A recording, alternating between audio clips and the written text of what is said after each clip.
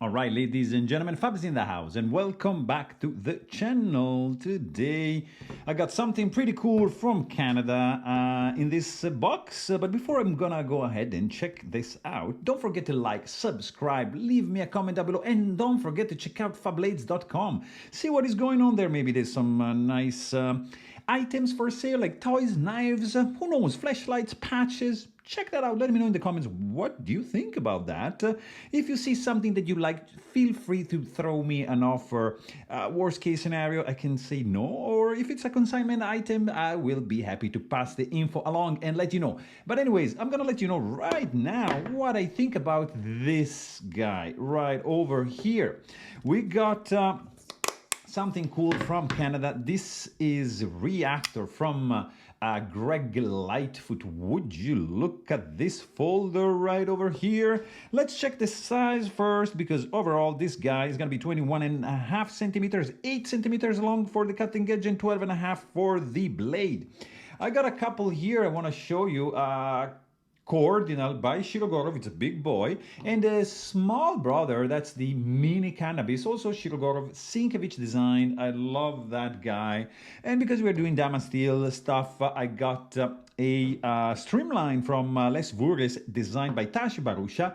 And look at this fella right over here, Jaco de Kock, South African, PL1 in the house for your viewing pleasure. And this guy right over here, liner lock from Greg Lightfoot Reactor. The most interesting part of this thing is, of course, this set of Juma scales that are fantabulous. Is that a word? I don't know, but there's Fanta and Bulos and Fabulous. I mean, I get it. Anyways, it's really, really cool. Look at the detail of this set of scales. Very nice. All right, let's check it out. Made in Canada, Greg Lightfoot, pretty cool, unique style knife. You don't see this that often. You have very cool finish with these scales, nicely contoured, not flat. You have a little bit of chamfering, much more present on this side, but I mean all around, except a little bit for this point here, which is a little bit pointy. There's no chamfering on the inside, and that is a little bit of a disappointment because it's kind of sharp, especially like in this point right over here. I mean, you're not gonna stuck your fingers or anything, but still, there's no chamfering, so it kind of feels a little bit sharp. Not gonna get cut, but still, it's there. There's no internal skeletonization to reduce the weight, but the weight is not too bad. You get a nice contoured and nice flowy and sinuous grooves right over here. Very comfy in the hand for sure. Three standoffs. Bronze anodized titanium are holding the titanium liners, also bronze anodized, together. Nicely done. No lanyard hole option unless you want to do it through that standoff. It's up to you. Probably you can pull it off. I wouldn't do it. Blade looks centered, and if it's not looking that way, it's because the grind is just asymmetric. We have this swedge on one side, no swedge on the other side, so that is why it might look off, but actually it's pretty good. You have blade which is safely recessed and centered right there, so you're not going to be able to touch it or anything. Hardware is also recessed, pivot sticking out a little bit, but nothing obnoxious. I love this pivot actually, probably tie connector. And you have a nice look when it's closed, because the contrast between the Juma and the Damasteel is just really good. There's not going to be any disassemble video because this is a consignment piece, and it's just gonna be sold as is, and I'm assuming it's not gonna be too hard to take it apart. I love the T10 and what T8. That's pretty cool. Guys, this thing looks good. These scales are like phenomenal. This is a flipper knife, of course. As you can see, it's also sporting a stainless steel lock face insert right there, screwed in from the outside. It's gonna eliminate the lock stick from the titanium, making contact with the stainless steel, Dama steel in this case. So that's very good to have. The pocket clip also is matching the blade, deeply etched Dama steel, tip-up carry only, screwed in from the outside. It's not going to be reversible, it's just gonna stay there.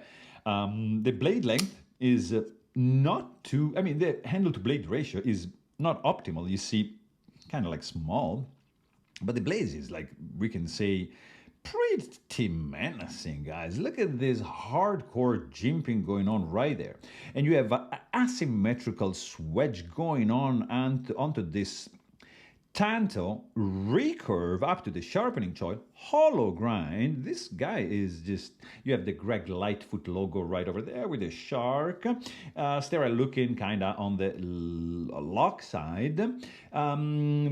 Beautifully done hollow grind. Holy cow, 3 millimeters for this stock thickness, and you get behind the edge roughly, what is it, 0.5. So that's very good. I love this asymmetrical swedge going on over here. A nice also plunge grind, pretty vertical, and then just goes there up to this flat and meeting this swedge up there. Really good. I hope you can appreciate this work going on. The sound, not too loud, and delicate closing. Classic. Oops. Yeah. So the only thing, I mean, sound is pretty good. It's nothing too fancy, too crazy. I love this area over here where the blade just follows the contouring of the scales. In this case, it's sticking out just a little bit, you see? It's not purely flush, but here it is, here a little bit less, but I love that when Maker is doing that. And also I love this when this is following the contour, so you can just easily deploy the blade like that. I was saying something else that I like. I completely forgot. What was that? I don't know. It's gonna come to my mind. But anyways, I love yeah, the sound is nice. It's not like super nice.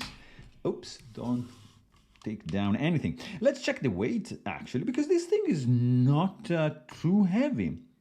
5.86 ounces. I mean, there's no internal skeletonization. It's a big boy, thick scales, so it's reasonable.